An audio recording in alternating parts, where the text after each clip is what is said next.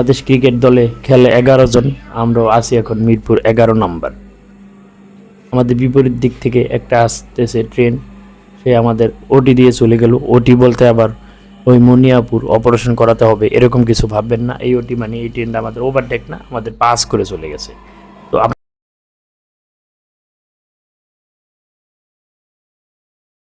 Hello বন্ধুরা, আমি আপনাদের মাঝে আজকে শেয়ার করব কিছুদিন আগে আমি ঢাকা সচিবালয় থেকে আসছিলাম ঢাকা উত্তরা উত্তর, যেখানে আমি আসতে ব্যবহার করেছি ঢাকা মেট্রো রেল। এবং আমি সচিবালয় থেকে উত্তরা উত্তর স্টেশন পর্যন্ত আসছি মেট্রো রেলে করে। তখন সকাল বাজে 7:30। আমি তখন গুলিস্তান থেকে একটা রিক্সা নিয়ে চলে আসছি মেট্রো রেল সচিবালয় স্টেশনে। আমি এখানে আইসা একটা জিনিসের সাক্ষী হয়েছি এবং সেটাই আপনাদের মাঝে আজকে শেয়ার করব। যদিও ঘটনার কয়েকদিন আগের, তো আমি ভিডিওটা এখন নতুন করে আজকে এডিট করে আপনাদের মাঝে শেয়ার করতেছি। বিষয়টা হচ্ছে, আমি মেট্রো রেলে ভাড়া সাধারণত সচিবালয় থেকে উত্তর পর্যন্ত 90 টাকা নেয়, কিন্তু এই মেট্রো রেল টিকিট কাউন্টারে আমার থেকে ওই দিন ভাড়া নিছে মাত্র 50 টাকা। এবং 50 টাকা ভাড়া নেওয়ার পরে তিনি আমাকে বলছে যে আমি 50 টাকা দিয়ে উত্তর পর্যন্ত যাইতে পারবো। তো আমি প্রথম কয়েকবার জিজ্ঞাসার পরে তারপর সে বলছে যাইতে পারবো। তো আমি খুশি মনেই টিকিট নিয়ে আমি ছুটে চলছি মেট্রো রেল প্ল্যাটফর্মের দিকে। এখন আমি চলন্ত সিঁড়িতে উঠছি এবং চলন্ত সিঁড়িতে করে আমি চলে আসব মেট্রো রেলের প্ল্যাটফর্মে। এখন ঘড়িতে বাজে সকাল 7:50 এবং আমি আছি মেট্রো রেল সচিবালয় স্টেশনে। এখন ওদিক থেকে মতিঝিলমুখী একটা ট্রেন আসছে, আর মতিঝিল থেকে ছেড়ে আসছে আরেকটা ট্রেন উত্তর অভিমুখী। তো আমি এখন এটাতে উঠবো, উত্তর অভিমুখী ট্রেনে। এটাতে চড়ে আমি চলে যাব উত্তর। তো আমি 50 টাকা দিয়ে এই ট্রেনে যাইতে পারছি কি পারি নাই, এবং কি বের হইতে পারছিলাম নাকি, সেটাই আপনাদের মাঝে আমি শেয়ার করব। যেহেতু সকালবেলা, এখন সাধারণত মতিঝিলের দিকেই মানুষ বেশি আসে, তো মতিঝিলের এদিক থেকে মানুষ একটু কম যায়, যার কারণে ট্রেনের মোটামুটি ভিড় অনেক কম। যদিও অনেকে উত্তরার ওদিকে অফিস করে, উত্তরা এবং গাজীপুরের ওদিকে অফিস করে, তো মোটামুটি কিছুটা ভিড় আছে। যেহেতু সকালবেলা, তাই ভিড়টা একটু কম আছে।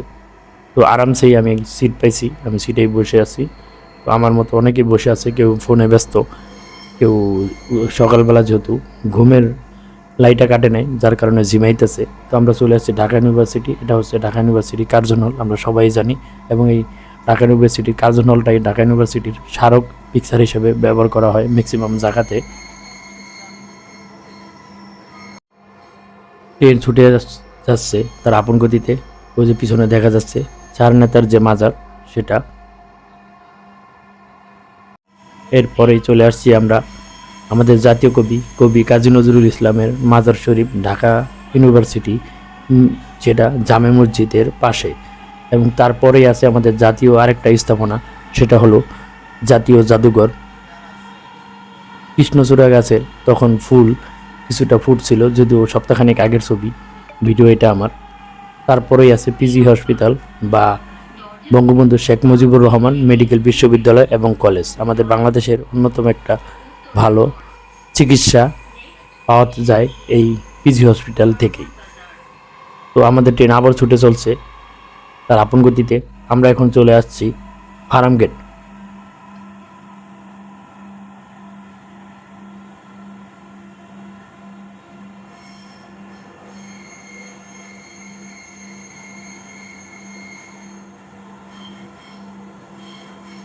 ট্রেন ছুটে চলছে তার আপন গতিতে। ফার্মগেটের পরে আমরা চলে আসছি এখন বিজয় সরণি। এই ভাই নামার জন্য প্রস্তুতি নিতেছে। তো দরজা ওপেন হয়ে গেছে, সবাই নেমে গেছে এবং কিছু ভাই যাত্রী উঠে গেছে। ট্রেন তার আপন গতিতে ছুটে চলছে উত্তর স্টেশনের দিকে। আমি এতক্ষণ বসেছিলাম, তো এখন দাঁড়ায় গেছি, দাঁড়ায় এই পাশে ভিডিও করব।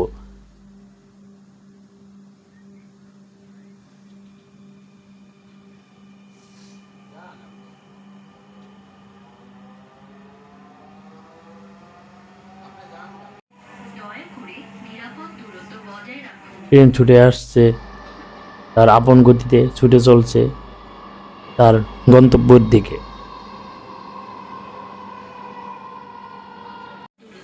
বাংলাদেশ ক্রিকেট দলে খেলে 11 জন, আমরাও আছি এখন মিরপুর 11 নম্বর। আমাদের বিপরীত দিক থেকে একটা আসতেছে ট্রেন, সে আমাদের ওটি দিয়ে চলে গেল। ওটি বলতে আবার ওই মুনিয়াপুর অপারেশন করাতে হবে এরকম কিছু ভাববেন না। এই ওটি মানে এই ট্রেনটা আমাদের ওভারটেক না, আমাদের পাস করে চলে গেছে। তো আপনাদের মাঝে আমি একটা প্রশ্ন করতে চাই, মেট্রো রেলের যে ট্রাক, যে রেলওয়ে ট্রাকটা, সেটা কি মিটার গেজ না ব্রড গেজ, এটা কে বলতে পারবেন? আমার কাছে মোটামুটি অনেক বড় মনে হয়েছে, যার কারণে মনে হয় যেটা ব্রড গেজ বা এটা অন্য ইলেকট্রিক সিস্টেমে যেহেতু চলে ঢাকা মেট্রো রেল, আমার মনে হয় যেটা বুলেট ট্রেনের যেই ট্রাকগুলো হয় ওই ধরনের হবে। তো আমরা চলে আসছি মেট্রো রেলের পল্লবী স্টেশন। এই পল্লবী স্টেশন থেকে ঢাকা উত্তরা দক্ষিণ স্টেশন পর্যন্ত মোটামুটি অনেকখানি দূরত্ব। আমার মনে হয় যে মেট্রো রেলের যতগুলো স্টেশন আছে সবচেয়ে বেশি দূরত্বের স্টেশন এই দুইটা, যে পল্লবী থেকে মেট্রো রেলের উত্তরা দক্ষিণ স্টেশন পর্যন্ত প্রায় 2-2.5 মিনিটের মতো ট্রেন আপন গতিতে ছুটে চলে। আর এই সময় মোটামুটি ফাঁকা জায়গা, মিরপুর ডিওএসএস, তারপর আশেপাশে দিয়াবাড়ির যে সৌন্দর্য, ছোটো ছোটো লেকগুলো আছে, আবার উঁচু নিচু দালান কোঠা আছে। ঢাকা শহরটা যে মানে মনে হয় যে এটার উপরে উঠলে বা মেট্রো রেল দিয়ে যাওয়ার সময় এই জায়গাগুলোতে তো মনে হয় যে আমরা চলে আসছি বিদেশের কোনো একটা দেশে। তো মোটামুটি বাংলাদেশ যে অনেকটা ভালো কাজ করছে, উন্নত হয়েছে, সেটা মেট্রো রেলে ভ্রমণ করলে বোঝা যায়। যদিও আমাদের আর অনেক কিছু, বিশেষ করে দ্রব্যমূল্যের যে বিষয়টা, ওইটা যদি আমাদের নাগালে থাকতো তাহলে হয়তো আমাদের দেশের মানুষজন আরও শান্তিতে থাকতো। তো আমরা দেখুন আশেপাশের পরিবেশটা দেখুন, কত সুন্দর পরিবেশ, এবং মাঝখানে কিছু কিছু দূর গেলে উঁচা নিচা দালান, এবং তারপরেই আছে ফাঁকা মাঠ এবং প্রাকৃতিক লেক, গাছপালা, সব কিছুই দেখা যায় এই মেট্রো রেলের উত্তরা দক্ষিণ স্টেশন থেকে পল্লবী পর্যন্ত।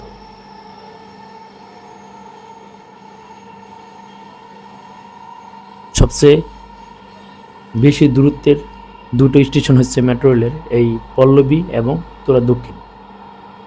এখন আবার ফাঁকা মাঠে চলে আসছি আমরা। দিয়াবাড়ির যে ফাঁকা জায়গাগুলো দেখা যাইতেছে, মাঝে মাঝে 2-4টা বিল্ডিং হইতেছে, হয়তো আরও 2-4-5 বছর ভিতরে এই কংক্রিটের জঙ্গল হয়ে যাবে আর কি।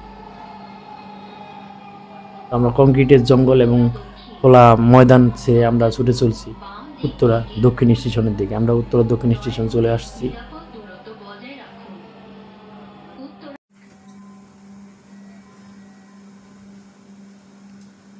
আমাদের গন্তব্য যাওয়ারও বেশি দূর বাকি নেই। আর আমারও একটা টেনশন হইতেছে যে আমি 50 টাকা দিয়ে টিকিটটা যে নিছি, আমি কি 50 টাকা দিয়ে বের হইতে পারবো কি না। তো সেটা আমি ভিতরে যখন বের হইতে যাব তখনই বুঝতে পারবো যে সেটা পারবো কি না। বিভিন্ন ধরনের মানুষ আছে, যার যার মতো ব্যস্ত, কেউ ফোনে ব্যস্ত, কেউ বাহিরের প্রকৃতি দেখায় ব্যস্ত, কেউ আবার চিন্তায় মগ্ন হয়ে ব্যস্ত, কেউ আবার ঘুমে ঝিমাইতেছে, যেহেতু সকালবেলা ঘুম থেকে উঠে আসা লাগে। ট্রেনও ব্যস্ত আছে তার আপন গতিতে তার গন্তব্যে ছুটে চলার উদ্দেশ্যে। তো এই সব ব্যস্ততার মাঝে আমরা এখন প্রায় চলে আসছি উত্তর স্টেশনে। দয়া করে নিরাপদ দূরত্ব বজায় রাখুন। ঢাকা মেট্রোর সঙ্গে ভ্রমণ করার জন্য আপনাকে ধন্যবাদ। দয়া করে আপনার জিনিসপত্র আপনার সাথে রাখবেন। Uttara north, doors will open on the left. Please mind the gap. Thank you for traveling with Dhaka Metro. তো ওই ট্রেনের যে অ্যানাউন্স করে উনি আমাদের ধন্যবাদ দিলেন মেট্রো রেলে যাতায়াতের জন্য। তো আমরাও তাকে ধন্যবাদ দিই যে সুন্দরভাবে সব কিছু বলে দেওয়ার জন্য, যে কোথায় আসছে, কোন স্টেশনে আসছে, কোথায় যাবে সেটা বলে দেয়। যার কারণে আপনাকে অনেক ধন্যবাদ। তো আমরা সবাই এখন এক্সিট হয়ে যাব।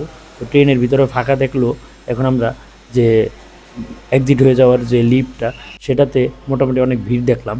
তো এই ভিড় বাড়তেছে আর আমারও টেনশন বাড়তেছে যে আসলে আমি কি 50 টাকা বের হতে পারবো কিনা। তো সেটা আপনারা দেখতে পারবেন এখন। তো এখন আমি টিকিট যে পাঞ্চ করে সেখানে যাব। তো আমার টিকিটটা পাঞ্চ করছি, কিন্তু আমার গেটটা খুলতেছে না, আটকে গেছে। তো আমি সিকিউরিটিকে বলার পরে সে বললো কাউন্টারে যোগাযোগ করেন। তো আমি পাশে কাউন্টারে যোগাযোগ করার পরে সে বললো আপনার ভাড়া 40 টাকা বকেয়া, সেটা দিতে হবে। তো আমি বললাম যে আমাকে তো বললো যে এই টাকা দিয়ে আমি যেতে পারবো। তো বলছে যে ওটা হয়তো ভাঙতি ছিল না সেজন্য। তো এই বিষয়টা হলো এইটা, যে আসলে ভাড়া 50 টাকা না, ভাড়া তারা ওই 90 টাকাই নেয়। ওইটা তো ওর কাছে ভাঙতি ছিল না, যার কারণে ও আমাকে এটা দিয়ে 50 টাকা রাইখা দিয়েছে। তো এই হলো বিষয়। তো আমার এই ভিডিওটা যদি কারো ভালো লাগলে শেয়ার করেন, লাইক কমেন্ট করেন এবং ভালো লাগলে ভালো বললেন, খারাপ লাগলে খারাপও বললেন, যে কোনো যেটা হয় সেটা বললেন। আর আপনারা যদি কখনো মনে করেন যে এরকম হয় তাহলে এটা বিশ্বাস করবেন না, ভাড়া আপনার পুরোটাই দিতে হবে।